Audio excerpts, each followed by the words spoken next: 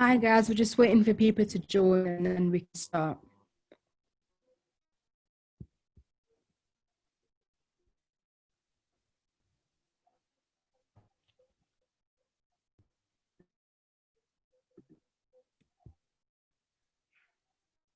Right, so hi everyone. Thank you so much for joining us for the tutorial. So this is the first in our weekly AFP series. It's given by Dr. Dharsshini. So just a few rules. For those of you that are via Zoom, if you've got any questions or comments in the moment, if you just want to pop it into the chat, and any question at the end, you just want to put it into the Q&A. If you're watching on the Facebook Live, you've got any questions or comments. Hi everyone, thank you so much for joining us for the tutorial. So this is the first in our weekly AFP. For those of you that are watching the Facebook Live, if you just put your questions or your comments and I'll pass them on to the tutor. That's all for me now, and I'll pass it on to Dharsshini. Thank you. Okay, so hi everyone, I'm Dharsshini Reveendran and I'm currently in F1 in Bradford Royal Infirmary, and next year I'll be starting my academic, so F2 in Leeds as well. So I'm doing my AFP in research and I'll be doing it in neurosurgery. So I'll just start by saying that I applied for AFP last year and I only applied to Yorkshire and Humber because I was interested in neurosurgery, and Yorkshire and Humber had the neurosurgery research that I was interested in, so which is why I only applied to one specific deanery. But I have friends who have applied to Scotland, Northern Ireland, and Nottingham as well. So at the end of the talk, if you guys have any, if you're interested to apply to those deaneries, then you can just email me your contact details and my friends will be happy enough to chat with you and share about their experience applying to those deaneries. So let's start with a disclaimer from becoming a doctor, and then I'll move right into the overview of the talk today. So what I'm planning to talk about is firstly, what is AFP? So a bit of introduction to AFP. And then I'll talk about what are the pros and cons of doing AFP. And then we'll also look at the timeline for application for year 2020-2021, which is for people who are planning to apply this year for AFP. And then I thought I'll also talk a bit about, what are white space questions and how to approach white space questions. And then I'll also give an overview of the different types of interview that you would have for AFP. And then lastly, a few tips on how to boost your CV and portfolio to make you an attractive applicant for AFP. And lastly, a few of my resources that I used and I personally found them useful. So I thought I'll share it with all of you as well.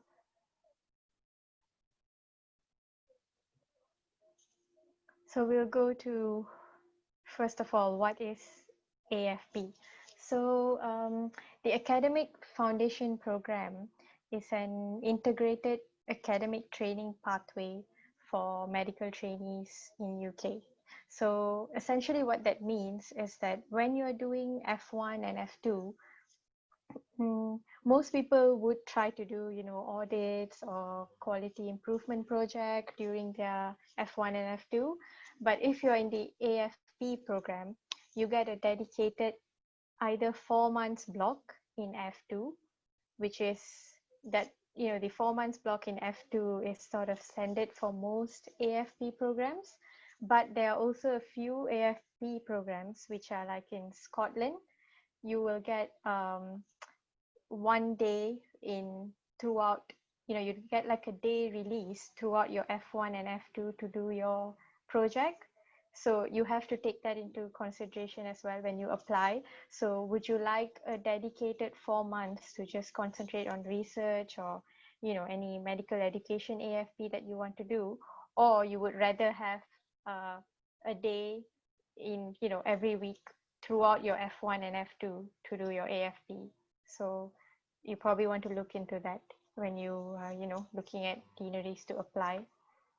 And then about AFP as well, I think most people think that AFP is mostly done in research. So you would do in your academic block in research, but that's not the case. So you can either do it in research, or you can also do it in medical education or leadership and management. So I have few slides after this, like where I have the breakdown of different deaneries and whether they have, do they have leadership and management, or how many spots for medical education or research. So we can look into that later on.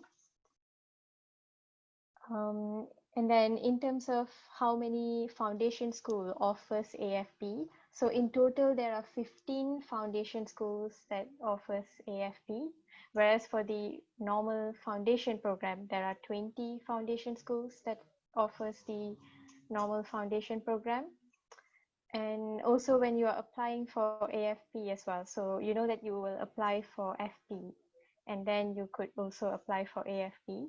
So for foundation program, you can apply to all 20. So you would rank, the foundation schools, all 20 of them. But then for AFP, you can only apply to maximum 2 deaneries. So I would suggest that you have to be really smart and you have to be strategic as well in terms of which deaneries you want to apply to, because you only have 2 foundation schools that you can apply to for AFP.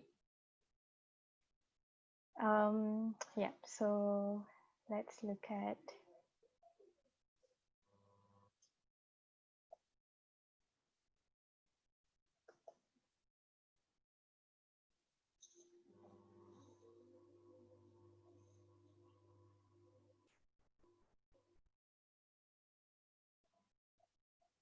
okay.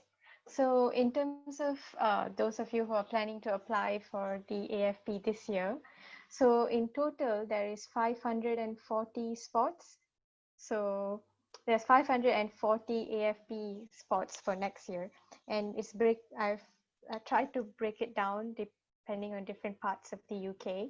So in Wales there's 12 spots, Scotland has 51, Northern Ireland has 9, and England is the majority, which is 468 spots.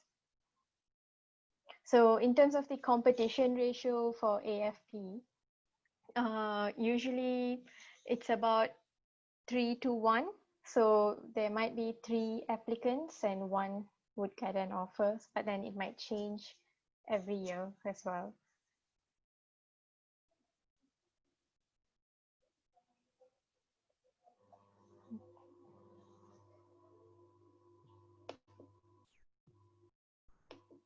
Okay, so this is the table that you guys can look at it at your own time, the slides, but this is just roughly for next year, for 2021 in England and Wales.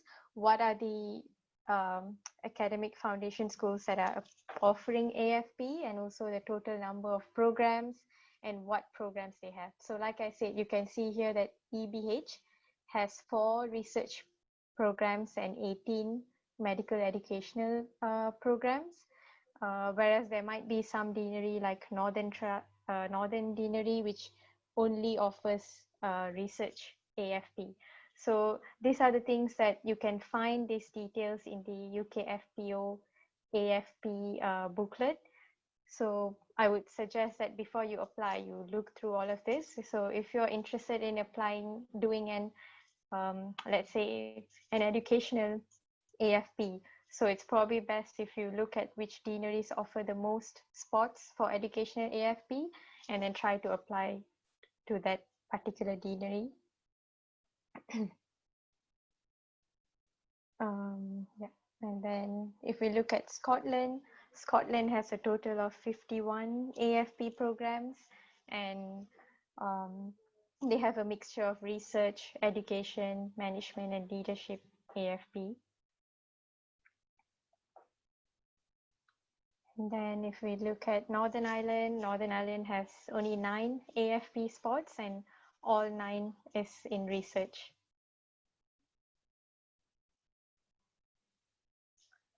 Okay, so I thought I will talk a bit about what are the pros and cons of doing AFP. So let's look at the pros first. So the advantage of doing AFP is, like I mentioned earlier, you have a protected academic time. So maybe your other colleagues who might just be doing the routine foundation program, they need to find time, in their busy schedule, working 9 to 5. They probably have to stay after 5 to do an audit or quality improvement project, or come during their weekends to do those academic related stuff. But then if you are doing an AFP, you have that protected 4 months, let's say in your F2, to do a QI project or an audit, or you could even do a lab-based project as well. So what most of us do in AFP is that, even though for instance, for me, my AFP block is my last block in F2, but I'm not going to wait till my F2 to start my project. So I've talked to my supervisor right now during my F1, and then we are starting to look at what projects I could do, and then if it needs grant or if it needs ethical approval, I could start doing it during my F1 itself, so that during my 4 months in F2, I'm really involved in the research, and I'm not wasting time with, only then to go and look for ethical approvals or to get patients to be recruited into the study and all of that. So I can use those 4 months to actually do the research and maybe try to get a publication out of it or to present it in conferences. So that's one plus of doing the AFP. Secondly, AFP gives you a networking opportunity as well. So in Yorkshire and Humber Deanery, if you're an AFP, you get AFP career days, where you get to meet other AFP doctors, and also academic clinical fellows, and also all the other doctors who are offering projects to do. So it's a good networking opportunity for you, because you get to meet, for instance, if you're interested in one particular specialty, you can meet and talk to the doctor who works in that specialty, and then maybe you can decide on a project to do under that doctor. And then later on, when you're planning to apply for CT or specialization programs, you would have a recommendation from that particular doctor, because they would have worked with you, and they would have seen how you are. So you have to think ahead, and also use the AFP as a networking opportunity as well. Sorry. It's also an opportunity to explore interest in research, teaching, or management. So when you're doing, let's say, the good thing about AFP is you might be doing your 4 months block in research, but that doesn't mean that you only have to be involved in research. You can always use that 4 months to be involved in teaching medical students. So as an AFP doctor, you are always affiliated to the university. So for instance, for me, because I'm going to be doing it in Leeds, I will be affiliated to the Leeds University. So that means during my F2, during the 4 months, I could also be involved with teaching medical students in Leeds, being an OSCE examiner, or giving talks to medical students. So it's not just because you're doing an AFP in research doesn't mean you can't be involved in teaching or management or leadership roles as well. So that's another plus of doing the AFP. Another point is it enhances your portfolio. So like I mentioned earlier, when you're doing research, you can, from the research itself, that can lead to publications, lead to presentations at, international or national conferences, which will all then add to your portfolio.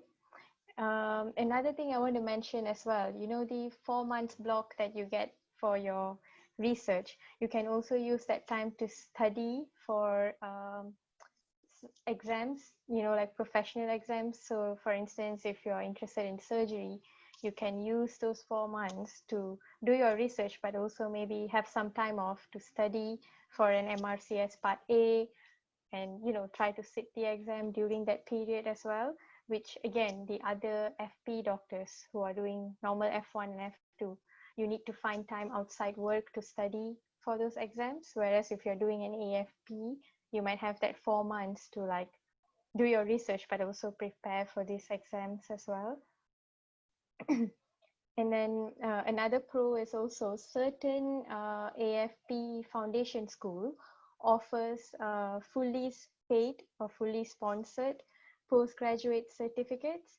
So again, in terms of Yorkshire and Humber, during my F2, I'll be enrolled into the postgrad certificate in health research by University of Leeds, and Health Education England is going to fund my entire course. So by the end of F2, I would also have a postgrad certificate in health research.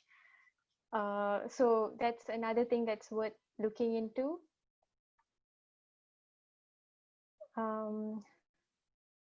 Yeah, so if when you're looking into, which AFP you want to apply to, also look at which AFP foundation school offers a postgrad certificate. So that could also be an additional thing to add to your portfolio. Okay, so if we talk about the cons of doing AFP, one of it would be a reduced clinical time. So because your other colleagues who are doing FP would have 6 clinical rotations, whereas you would have 5 clinical rotations and 1 AFP block. So that could be a con if you are someone who wants to be more hands-on and get involved in seeing patients. And yeah, but then during your AFP, you can talk to your clinical supervisor. It is quite flexible, so you could be doing a research AFP, but during the 4 months, you can talk to your supervisor and try to go to theaters or clinics and help them out in clinics. So that way you're not going to lose touch with your clinical skills as well. And then another thing that some people view as a con would be the reduced pay. So when you're doing your academic block in AFP, you will not be working out of hours, so you will not be timetabled to work nights, or you'll probably not be doing weekend shifts or long shifts. So that might mean that your pay might not be as high as your other colleagues who are doing the normal FP, and they will probably have night shifts and weekend shifts. And lastly, it's quite competitive. So compared to a foundation program, applying for AFP can be more competitive. Okay.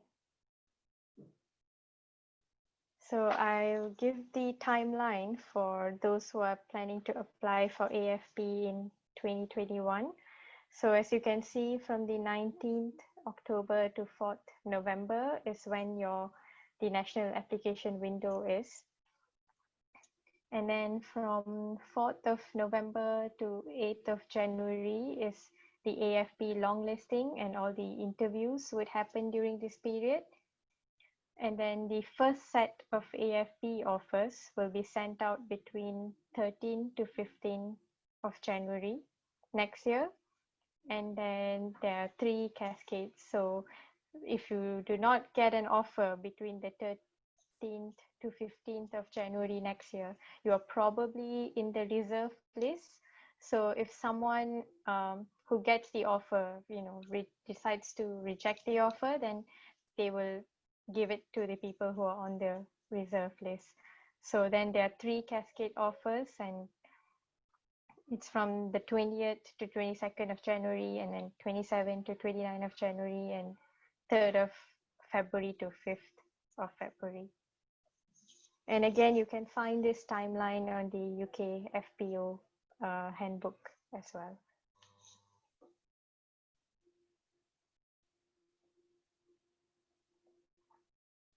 Okay, So we'll talk about what happens during AFP application. So you first go through oral and you apply to the 2 deaneries that you want to for your AFP. And then what happens next is that some deaneries have long listing. So in terms of long listing, for example, in Yorkshire and Humber uses long listing. And what I mean by long listing is that they look at your desire scores.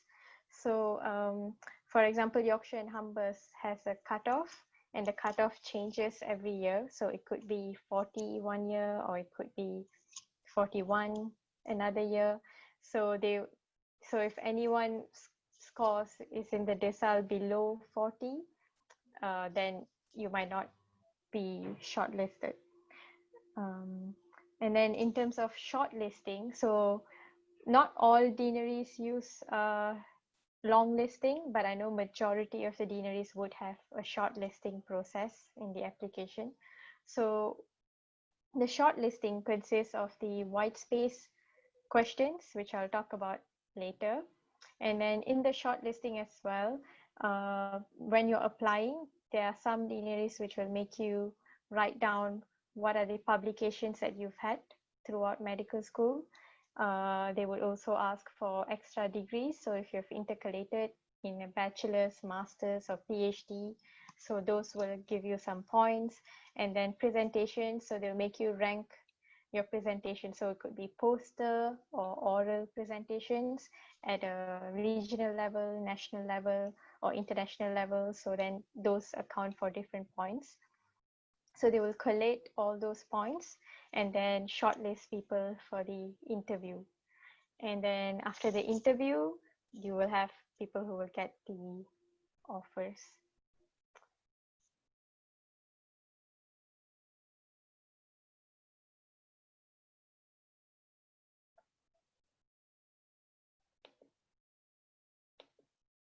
Okay, so what are the white space questions? So before we talk about white space questions, I thought I'll just tell that there are some deaneries that do not have white space questions. So Yorkshire and Humber, London, Wessex also doesn't have white space questions, but the rest of the deaneries do have them.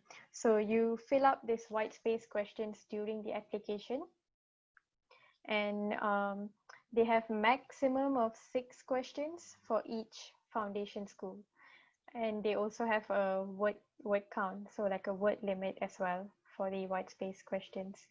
So I've picked the 3 common white space questions from what I've seen from the other deaneries. So the first one is, what's your single best research or clinical achievement to date and why? And then there are questions about what are the challenges that you foresee with working both clinically and academically. And third is about describe a time that is relevant to your foundation training when you have worked as a successful member of a team, and identify your role and contribution to this success. So from talking to my friends who had to fill up these white space questions, their top tip was, first, your answers should be specific, because you have a word count. You only have 200 words for each questions, so your answers have to be specific. And secondly, use personal examples. So what they suggested was that before you write, or answer those white space questions, you should sit down and list down all the poster or oral presentations that you've done, list down all your awards and prizes that you've gotten in medical school. Thirdly, also write about any teaching experience or research experience that you've had. And then what you do is you try to see how you could put those as an evidence in your white space questions. So when you have a list, then it will make you compartmentalize, like which of these, let's say your awards and prizes, for which questions could you put them as an evidence, Or like if you have a teaching experience, you can try to integrate that experience into one of your white space answers as well. So yeah, it's very important to use personal examples in your white space questions. And thirdly, buzzwords. So what I mean by buzzwords is that if you go and look at the AFP person specification in the UK FPO, there's a document and it says about all the clinical or the outcomes of an AFP doctor. So when you look at those documents, they will say outcomes such as an AFP doctor should be able to manage time efficiently between their clinical work and their research work. So make sure you can use these words when you're answering your white space questions to show how you will achieve those competencies at the end of your AFP. So these are some of the tip and tricks on how to, attempt the white space questions. And then we'll talk about interview. So interview, there are 3 different types of stations you might have when you go for an interview. So for me in Yorkshire and Humber, I had a clinical scenario interview and also a personal interview, or like a white space question interview.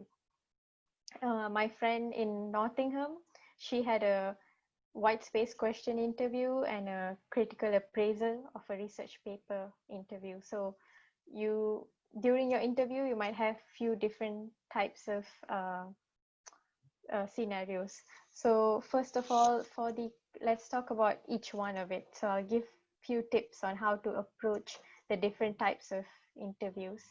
So for clinical scenario, what happened for me was more like I was given few different patients, and in the scenario, I was the F1, and I'm getting a call from one of the nurses saying that there are a few different patients who are very unwell at the moment. So the interviewer was trying to see how I would prioritize which patient to see and how would I go about assessing an acutely unwell patient. So you have to remember that the reason for them to have a clinical scenario station is to assess if you will be a safe doctor. So whenever you approach a clinical station, always remember patient safety is paramount. So if you're asked to prioritize, you should always prioritize the patient who's very unwell to the least unwell, and then you should tailor your answer that way. And another tip for assessing any acutely unwell patient is ABCDE. So I know this will be drilled into you during medical school, but this is go back to basics. So whenever you panic in an interview station, if you don't know how you're going to assess a patient, if you don't know what is wrong with them, always go back to basics and say ABCDE and talk through each component of the ABCDE. And then once you are already in the flow of talking about ABCDE, you will eventually get the diagnosis. And also you have to remember, again, they're just looking at whether you'll be a safe doctor. So it doesn't matter if you don't know the diagnosis, as long as you know when to escalate as well. So you always need to know which patients you need to discuss with your senior and escalate to your senior, and when you should escalate as well. So should you escalate when you've just seen them, or should you wait to escalate when you've done the whole ABCDE? So again, it's all about patient safety and being a safe doctor. So I would say for the clinical scenario station, I usually revised from the Oxford Handbook for Clinical Medicine. It has the emergency section in it, so I found that very useful to revise for the clinical scenario station. And also you can see it as a way to revise for your finals as well. So, it's a win-win. So you're revising for the interview, but you're also revising for your final exam. And honestly, even as an F1 right now, whenever I'm called to see an acutely unwell patient, I always use ABCDE first. So yeah, so that will be my tip for the clinical scenario. So again, ABCDE, know when to escalate, so know the hierarchy. So you always know that as an F1, you would always escalate to your senior registrar or an SHO who is in your department. So if you're a surgical F1, you would escalate to the surgical SHO. Or if you're a medical F1, you'll escalate to the medical SHO. And then, yeah, patient safety. So whenever you assess a patient in ABCDE, it's also another tip is never forget to ask about drug allergies.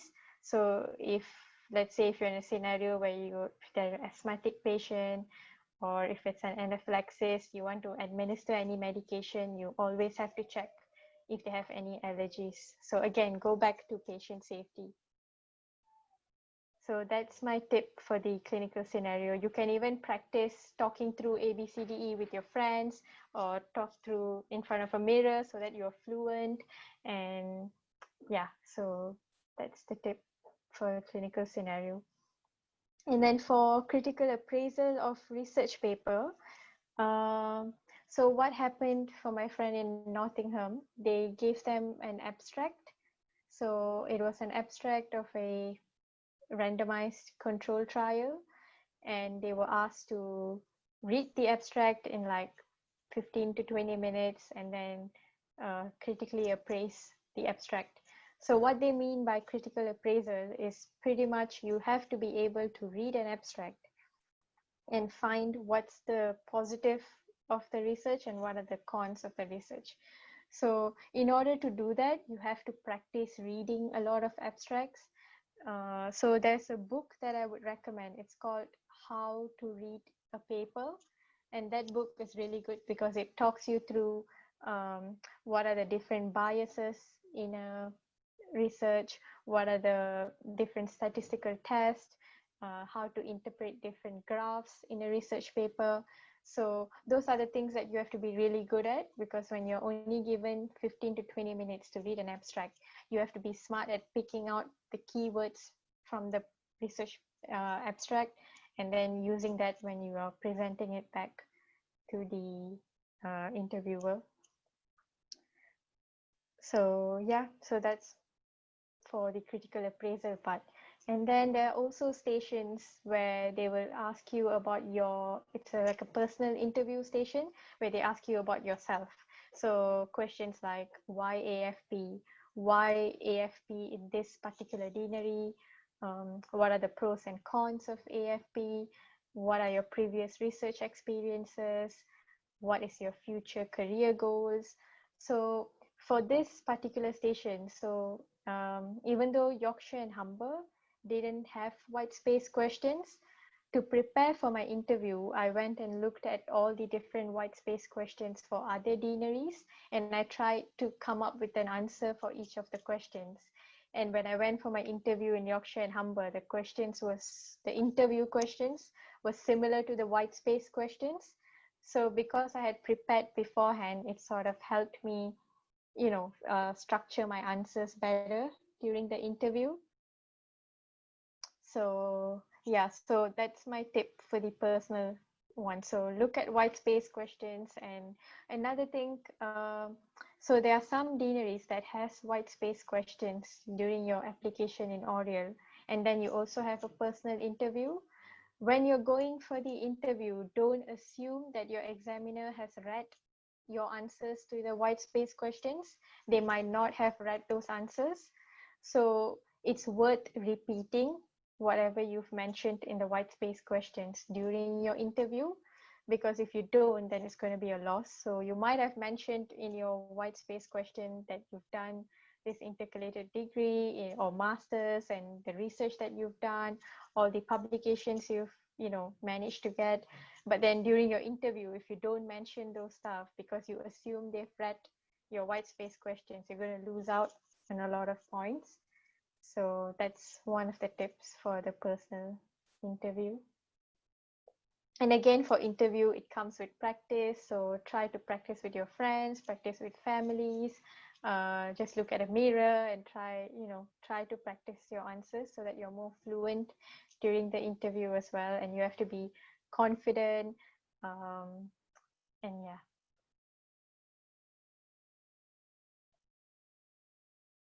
Okay, so I'll also give a few, if you're considering applying for AFP, these are the few things that I would say. So some of you might be in fourth year, some of you might be third or fourth year medical students, and you might be planning to apply for AFP in final year, or some of you might be final years as well. So first of all, integrated degrees will give you extra points. So if you've done an integrated degree in BSc, Masters, or PhD, those will give you extra points during the application itself, and also, during the interview, you can talk about the research that you did during your intercalation. But for myself, I did not intercalate. I did a summer studentship during my second year for 3 months in the Center for Public Health in my uni. So I spoke about the research that I did during the 3 months during my interview.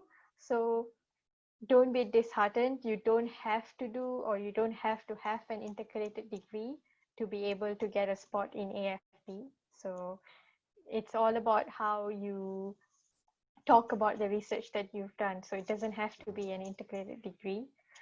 Secondly, get involved in audits, quality improvement project, case reports, systematic reviews. So again, these things will help you to talk, you'll have something to talk about during your interview as well. And also audits, QI project, case reports, systematic reviews, you can try to publish them or present them at conferences as well. So I would really encourage to get involved in audits and QI project as early as you can. So even when you're second or third year medical student, get involved in audits and QI projects. Thirdly, posters or oral presentations. So try to present in regionally. So you could maybe go to your local hospital. So if done an audit in your hospital, you can always present at the MDT meeting, or sometimes they have regional meetings, so you could present there, or submit your abstract for national and international conferences, because that will give you more points as well.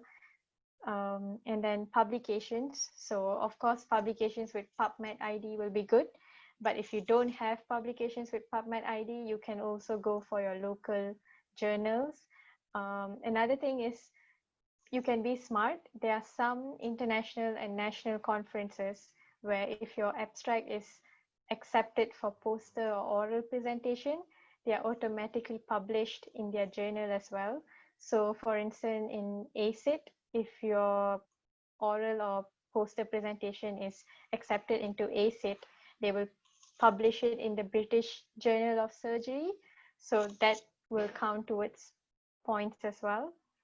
And then prizes and awards. So if you've won an award or prize in medical school, if you've gotten distinctions, you can mention all of that in your application.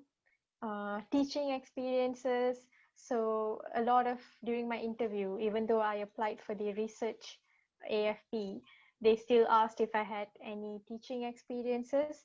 So I would really encourage you guys to get involved in teaching.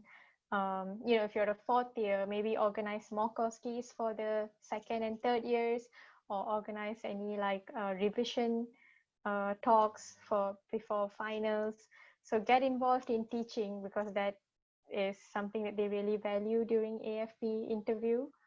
And lastly, speak to current AFP doctors. So if you have a deanery in mind, it'll be ideal if you can speak to an AFP doctor who's currently working in that particular deanery, so they'll be able to give you their tips for the interview, or their experience during the AFP. And lastly, I also wanted to mention this, that whenever you're thinking of which deanery to apply for your AFP, make sure you look at the other rotations that come with your AFP. So remember that your AFP is only 4 months, but you have 5 other clinical rotations that you'll be doing. So it's important that you looked at look at the other 5 rotations and see if you like those specialties that that you're going to be working in. So that would be my another tip in terms of choosing which deanery to apply for AFP. And then just few useful resources. So the UK FPO handbook, the AFP person specification, BMA.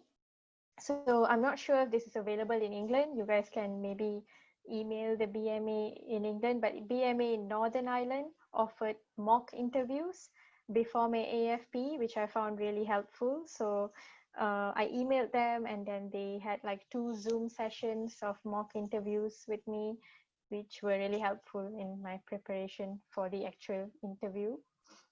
And then YouTube, you do have people talking about AFP on YouTube. And then Becoming Doctor website and talks, and Oxford Handbook for the emergency or the clinical station of the interview.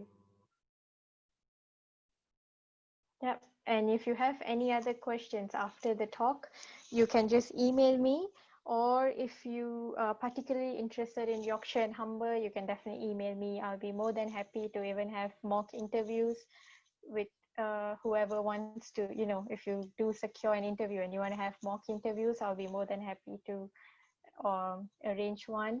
And then I also have friends, like I mentioned earlier, I have friends who are doing AFP in Scotland, Northern Ireland, and Nottingham. So if you guys are interested in any of those deaneries, email me as well. I'll give your contact to my friends, and they'll be more than happy to have a chat with you guys. Yeah, so I'm happy to take any questions.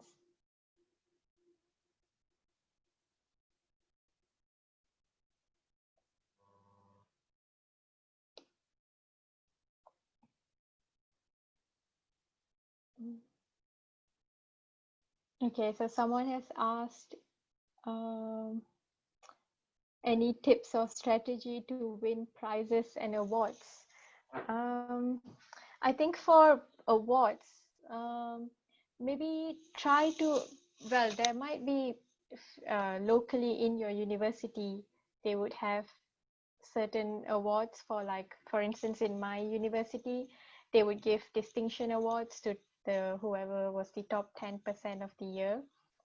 Secondly, they would give awards for particular subjects. So you'll have an award for pathology, award for anatomy. So you could try to revise, well for those exams, and then try to win those prizes. And another tip is apply. You can also, like, there are some essay competition that few societies has. So I know, like, the British Neurology Society has an essay competition every year, and not many people are aware of this society's essay competition. So if you have a look and you give it a shot, you might actually win those prizes.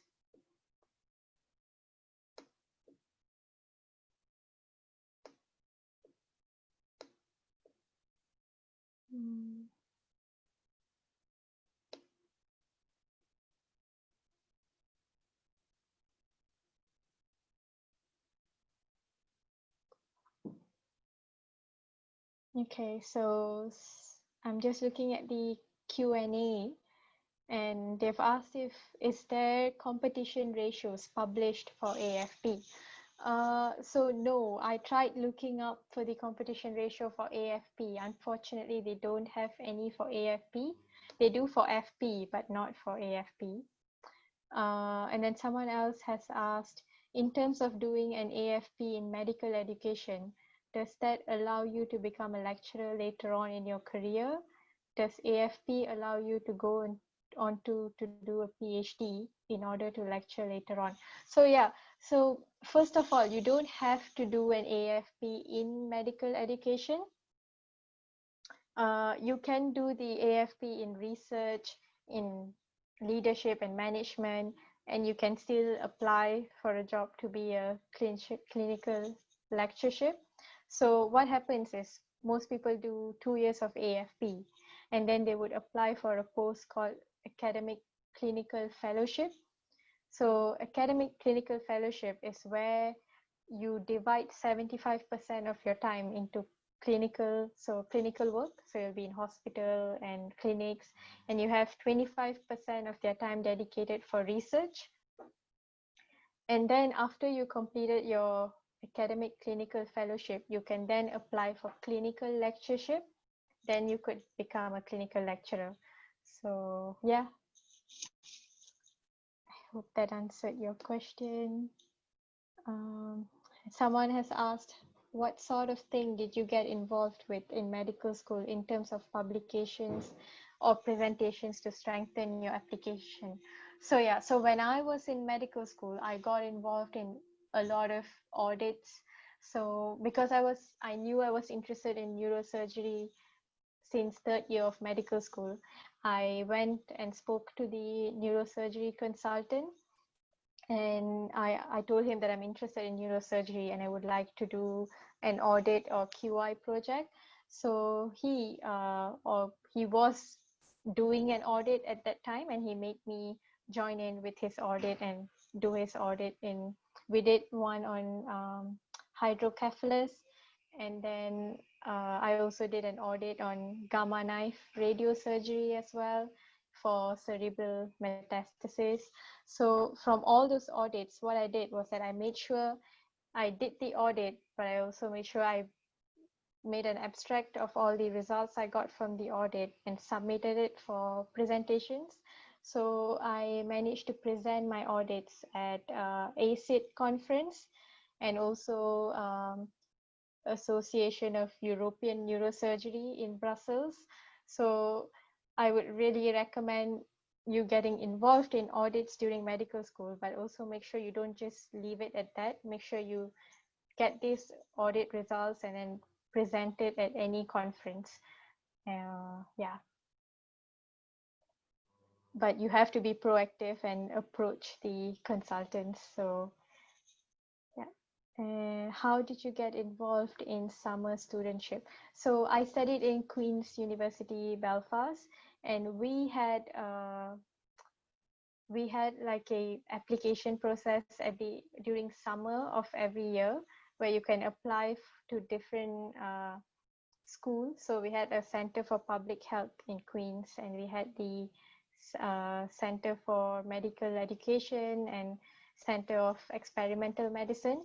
So you could apply to those different schools to do a summer studentship.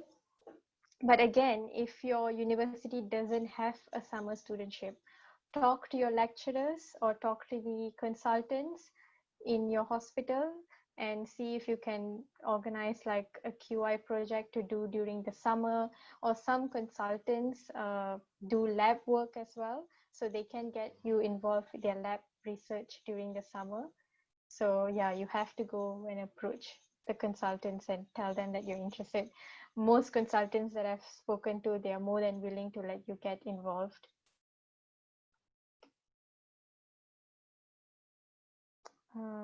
So someone else has asked, do you know before the interview what type of questions they will ask? So I think I've mentioned in the talk just now. So I didn't know what type of questions they were going to ask, but like I said, the white space questions, most interview questions will be similar to those white space questions. So if you look at the white space questions for the particular year that you're applying to and try to come up with an answer for each of the questions, you can probably answer, perform well during your interview. So yeah. Someone else has asked, any tips for improving CV for having a higher chance of getting into neurosurgery? For neurosurgery, I think it's a lot about teaching experiences. They really value teaching experiences. So like I said, volunteer to teach. If you're a final year, you can always volunteer to teach the fourth and third year medical students. You could have a Mokoski event and be volunteer to be an examiner or a patient in the Mokoski. And then again, for neurosurgery, you have to show early interest in the specialty.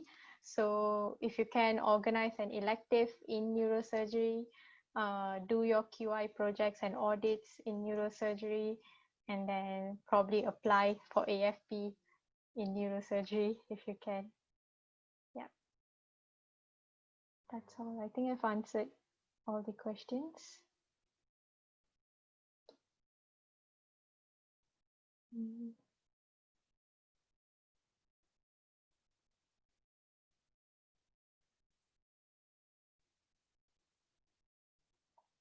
Okay, so someone has asked, does it is it a disadvantage if you don't have any prizes? No, it's not. It's not a disadvantage if you don't have any prizes. So the thing is, they don't look at one particular, so you don't have to have many prizes or many awards and many research and publications. No, it's about the quality more than the quantity. So let's say if someone has presented at an international level conference, and there's someone who has maybe presented at 5 different regional conferences, so the person who had presented an international conference will probably get more points just because it looks better on the CV. So yeah, no, it's not a disadvantage to not have any prizes. You can always compensate by having, doing more audits or presenting at conferences. So yeah.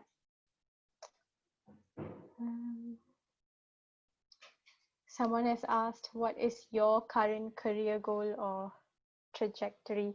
So my current career goal is I am interested in neurosurgery. So I would like to apply for SD1 in neurosurgery after my F2.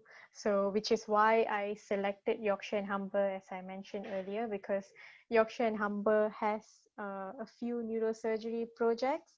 And also for my rotation, I also have a neurosurgery clinical rotation as well. So I want to get the hands-on experience in neurosurgery and the research experience in neurosurgery. So yeah.